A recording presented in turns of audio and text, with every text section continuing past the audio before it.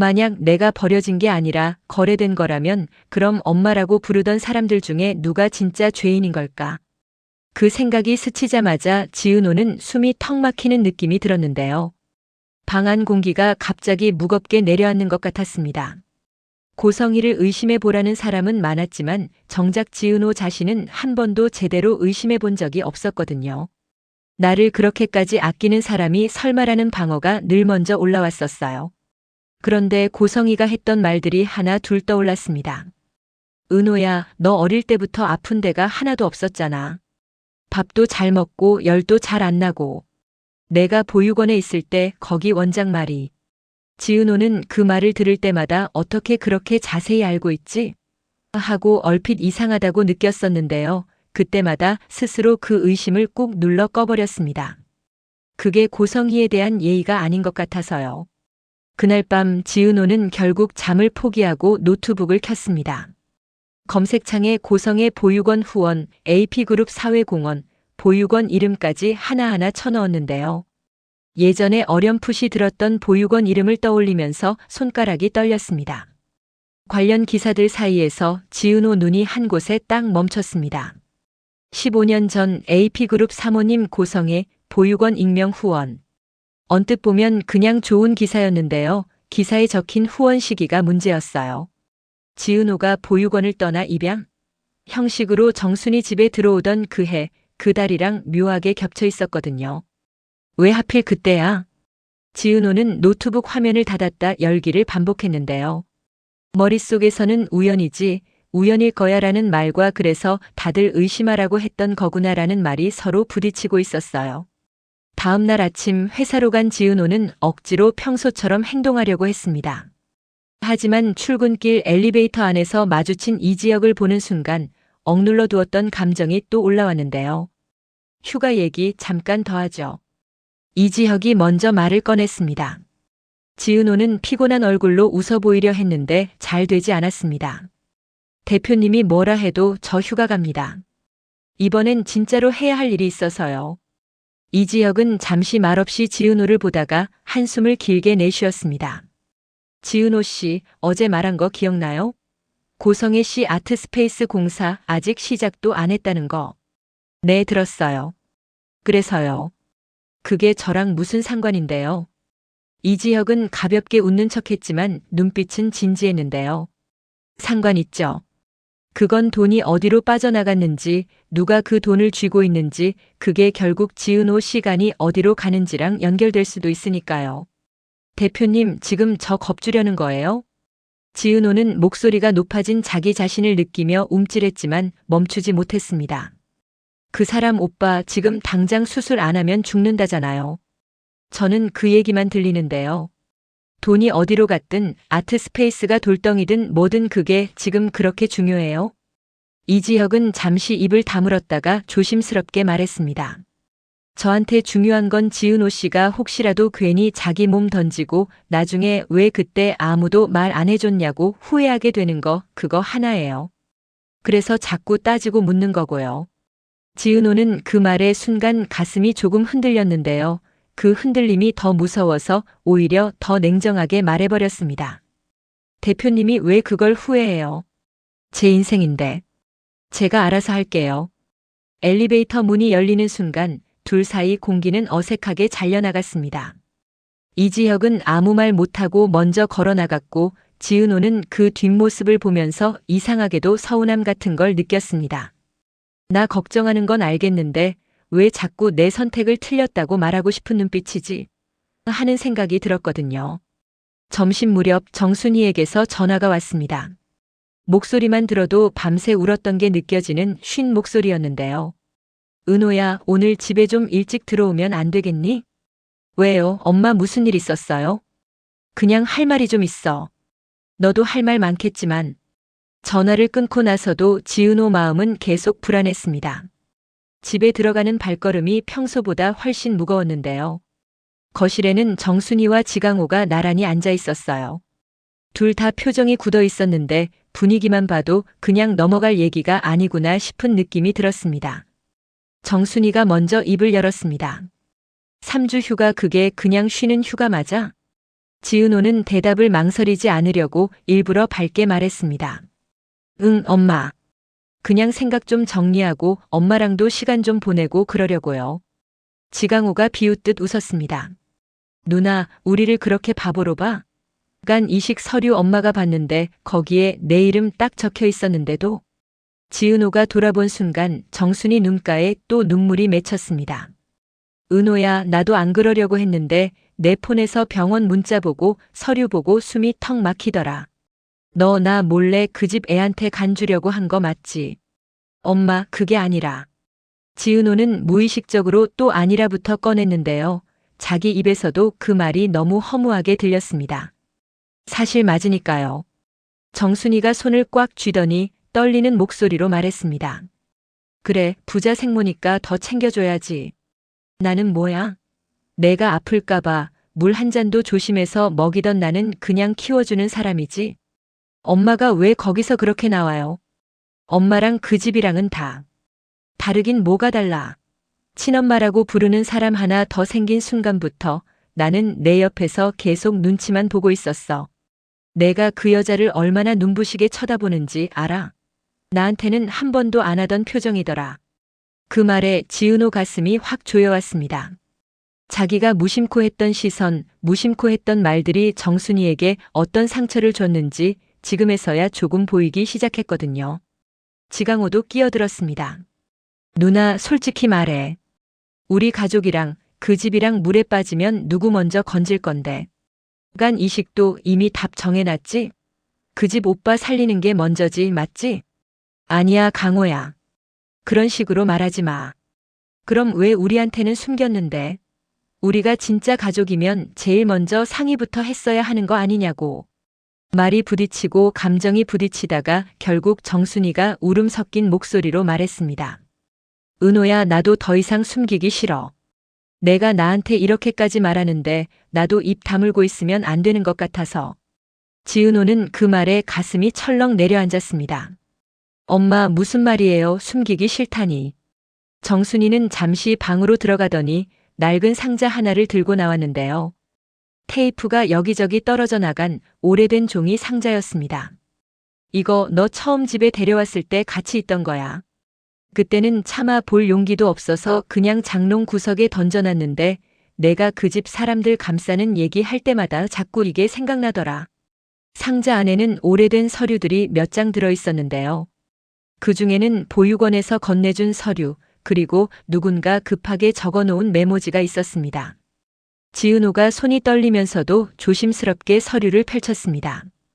입양 동의서라는 글자가 눈에 들어왔는데요. 그 아래에는 흐릿하게 번진 이름이 하나 적혀 있었어요. 고성희. 글자 일부가 번져 있었지만 분명히 그렇게 읽혔습니다. 지은호 심장이 쿵 하고 떨어지는 소리가 들리는 것 같았는데요. 엄마, 이거 뭐예요? 이 이름 왜 여기 있어요? 정순이는 입술을 깨물고 있다가 겨우 말을 꺼냈습니다. 너 데려올 때 보육원 원장이 그러더라. 친어머니가 직접 서명하고 갔다고. 애를 더 이상 키우기 힘들다고 좋은 집 있으면 보내달라고. 그때는 나도 사정이 복잡해서 그냥 내가 우리 집 오는 게 중요했지. 그 이름이 누군지는 크게 생각 안 하려고 했어. 근데 왜 지금까지 한 번도 말 안 했어요? 너 자꾸 그 여자를 잃어버린 엄마라고 부르잖아. 나를 찾기 위해 평생 죄책감 속에 살았다고. 그 얘기 들을 때마다 이 서류를 꺼낼 수가 없더라. 내가 믿고 싶은 엄마를 내가 망가뜨리는 것 같아서. 그 순간 지은호 머릿속에서는 고성희의 얼굴과 기사에서 봤던 보육원 후원 기사, 그리고 지금 손에 들고 있는 서류가 한 번에 겹쳐졌습니다. 잃어버린 게 아니라 버린 건가? 버린 것도 모자라 아예 서류까지 깔끔하게 정리하고 간 건가? 그 생각이 떠오르는 순간 눈물이 쏟아질 것 같았는데요. 이상하게도 눈물보다 먼저 올라오는 감정은 분노와 배신감이었습니다. 그리고 동시에 고성희를 아직도 이해해주고 싶어하는 마음이 끈질기게 발목을 잡고 있었어요.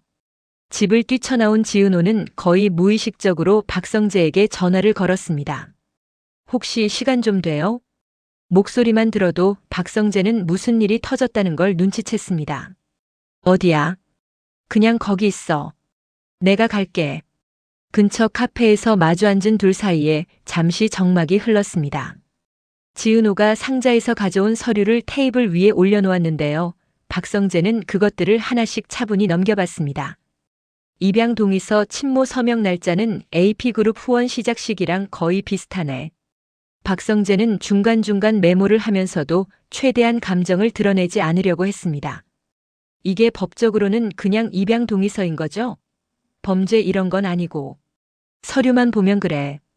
근데 이게 강요에 의한 건지 돈이 오갔는지 그런 건 서류에 안 남지. 그래서 사람들이 서류만 보고 판단하면 안 된다고 하는 거고.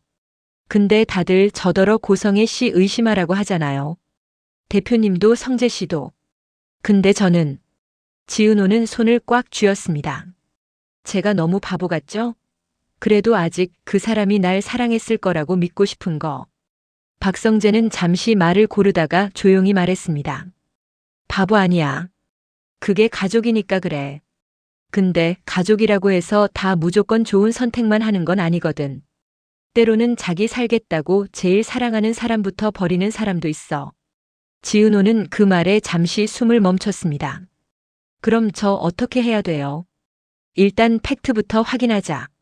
보육원에 가서 당시 기록 열람 요청하고 고성애 씨가 그날 어떤 설명을 했는지 돈이 오갔는지 확인해보자. 감정은 그 다음에 정리해도 늦지 않아. 지은호는 고개를 끄덕였는데요. 마음 한편에서는 이상한 두려움이 꿈틀거렸습니다. 보여줄까 말까 망설이는 진실이 바로 코앞까지 다가온 느낌이었거든요. 그 시각 고성희도 가만히 있지 않았습니다. 원장님 저예요. 그때 그 아이 기억하시죠? 네, 은호요. 전화기 너머로 들려오는 늙은 원장의 목소리에 고성의 표정이 굳었습니다. 혹시 예전에 제가 맡긴 서류들 아직도 보관하고 계신가요? 무언가를 확인하는 듯한 침묵 끝에 원장의 답이 들려왔습니다. 네, 알겠습니다. 그럼 제가 직접 들르겠습니다. 아무한테도 특히 그 애한테는 먼저 말씀하지 말아주세요. 전화를 끊은 뒤 고성희는 한참 동안 핸드폰을 내려놓지 못했는데요. 손이 덜덜 떨렸습니다. 은호야, 너는 절대 몰라야 돼. 그날 병원에서 무슨 일이 있었는지, 누가 널 버리자고 했는지. 하지만 이미 너무 늦어졌다는 건 고성의 자신도 알고 있었습니다. 지은호 눈빛이 예전과 다르게 흔들리고 있었고 주변 사람들이 하나 둘 의심을 던지고 있었으니까요. 문득 문 두드리는 소리가 들렸습니다. 대표님, 오늘간 이식 관련해서 병원 쪽에서 다시 연락이 왔습니다. 비서는 최대한 평소처럼 말했지만 고성희는 그 한마디에도 가슴이 철렁 내려앉았습니다. 네, 연결해 주세요. 다음 날 지은호는 박성재와 함께 보육원을 찾았습니다. 건물은 예전보다 훨씬 낡아 있었고 입구 간판의 글자들은 색이 거의 발해 있었는데요. 이상하게도 어릴 때 기억과 지금 풍경이 이상하게 겹쳐지는 느낌이 들었습니다. 원장은 두 사람을 사무실로 안내했습니다. 오랜만이네요, 은호 씨. 이렇게 크게 자라서 찾아올 줄은 사실 상상도 못했어요. 지은호는 억지로 웃었습니다. 원장님, 제가 여기서 떠나던 날 기억나세요? 원장은 잠시 눈을 감았다가 천천히 고개를 끄덕였습니다. 그날 친어머니가 직접 오셨었죠. 아주 단정하게 차려입고 이 아이를 더 이상 키우기 힘들다고 좋은 가정 있으면 보내달라고 그러시더라고요. 정말 잃어버렸다고는 안 하셨어요? 아니에요. 분명히 이 아이 제가 맡겼다가 데려간 적도 있고 책임지려고 했는데 이제는 그럴 수 없게 됐다고 하셨어요. 너무 슬픈 눈이긴 했는데 말은 아주 또렷하게 하셨죠. 지은호의 귀에서 혈관 소리가 쿵쿵 울리는 것 같았습니다. 그때 작성하신 서류 아직 있을까요? 박성재가 대신 물었습니다. 원장은 잠시 서류함을 뒤지더니 오래된 파일 하나를 꺼냈습니다. 원래는 폐기해야 하는데 이상하게 이 아이 서류만 버리기가 힘들더라고요. 서류에는 어제 집에서 본 것과 비슷한 내용이 적혀 있었지만 여기에 더 구체적인 문장이 하나 더 붙어 있었는데요. 본인은 아동을 더 이상 양육할 의사가 없으며 양육과 관련한 일체의 권리를 포기합니다. 문장 마지막에 적힌 이름. 고성희. 지은호는 더 이상 글자를 제대로 읽을 수가 없었습니다. 눈앞이 흐려졌거든요. 원장님, 그때 돈 같은 건요? 박성재가 조심스럽게 물었습니다. 원장은 난처한 표정을 지었습니다. 정확한 금액을 밝히기는 어렵지만 후원금 명목으로 제법 큰 돈이 들어왔던 건 사실이에요. 하지만 그게 아이를 맡기는 대가였다고 단정 지을 순 없죠. 지은호는 자리에서 벌떡 일어나려다가 다리에 힘이 풀려 다시 의자에 주저앉았습니다. 후원금, 서류, 포기. 더 이상 양육할 의사가 없다. 고성이가 늘 했던 말들이 머릿속에서 뒤틀리기 시작했습니다. 엄마는 널 잃어버린 뒤로 하루도 편하게 잠든 적이 없다. 엄마가 널 얼마나 찾았는지 알아? 그 말들이 갑자기 전부 거짓말처럼 느껴졌습니다. 보육원에서 나오는 길, 박성재는 조심스럽게 물었습니다. 지금 병원 수술 일정 그대로 진행할 거야? 지은호는 한참 동안 대답을 못하다가 겨우 입을 열었습니다. 모르겠어요. 진짜 하나도 모르겠어요. 근데 한 가지는 확실해요. 고성애 씨한테 이 서류 보여주고 직접 물어보긴 할 거예요. 혼자 가겠다는 소리네. 네. 이건 제가 직접 들어야 해요. 누구 통해서가 아니라. 그날 저녁 병원 응급실 근처 복도에는 긴장된 공기가 감돌고 있었습니다. 지은호는 보호자 설명을 듣기 위해 호출을 받았고 그 자리에 고성이도 함께 나와 있었는데요. 의사는 두 사람을 번갈아 보면서 말했습니다. 간 이식은 준비가 다 되면 보호자 동의와 수술 동의서가 필요합니다. 수술 위험성에 대해서는 이미 설명드렸고요. 의사가 서류를 내밀자 지은호는 펜을 들었다가 멈췄습니다. 수술 동의서 아래쪽 보호자 칸에 이미 어떤 이름이 적혀 있었거든요. 그 이름을 보는 순간 지은호 손에서 펜이 바닥으로 떨어졌습니다. 그 칸에는 친모 고성이가 아니라 법적 보호자 AP그룹 대표 이지혁이라고 적혀 있었는데요. 지은호는 놀란 눈으로 고성이를 쳐다봤습니다. 이게 무슨 뜻이에요? 왜 대표님 이름이 여기에 있어요? 고성애 역시 당황한 표정을 숨기지 못했습니다. 나도 몰라. 나 이런 거 동의한 적 없어. 의사는 어색하게 기침을 하면서 설명을 덧붙였습니다. AP그룹에서 이번 수술 관련 비용 일부를 지원한다고 해서 회사 측에서 대표님 명의로 보증을 서는 걸로 알고 있습니다. 보호자라는 표현은 법적 보증인의 의미이지 가족관계를 의미하는 건 아니고요. 하지만 지은호 귀에는 보호자라는 단어만 쿵쿵 울렸습니다. 왜 나 몰래 이런 걸 다 정해놓은 거야? 누가 누구 마음대로 내 인생의 도장을 찍고 있는 건데. 지은호는 천천히 고개를 들었습니다. 복도 끝 어딘가 숨을 고르듯 서 있는 이지혁의 모습이 눈에 들어왔는데요. 그 순간 지은호 마음속에서 또 하나의 질문이 생겼습니다. 나를 버린 사람, 나를 지키려는 사람, 그리고 내 대신 책임을 지겠다는 사람 그 사이에서 나는 도대체 누구 편에 서야 하는 걸까? 답을 찾기도 전에 복도에 긴급 호출 방송이 울렸습니다. 간 이식 대기자 보호자분들 지금 바로 수술 설명실로 들어와 주세요. 지은호는 아직 서명하지 않은 동의서를 손에 쥔 채 한 발짝도 쉽게 떼지 못했는데요. 이제는 간 이식을 할지 말지의 문제가 아니라 누구의 진실을 믿을지가 더 무서운 선택처럼 느껴졌습니다.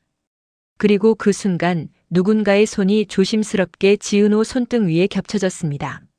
지은호 씨, 지금은 서명부터 하지 말아요. 익숙한 목소리 이지혁이었습니다. 지은호는 그를 올려다보면서 처음으로 제대로 물어보고 싶어졌습니다. 대표님, 저 대신 누굴 의심해야 하는지 말 좀 해줄 수 있어요? 하지만 이지혁은 단호하게 고개를 저었습니다. 내가 답을 정해줄 수는 없어.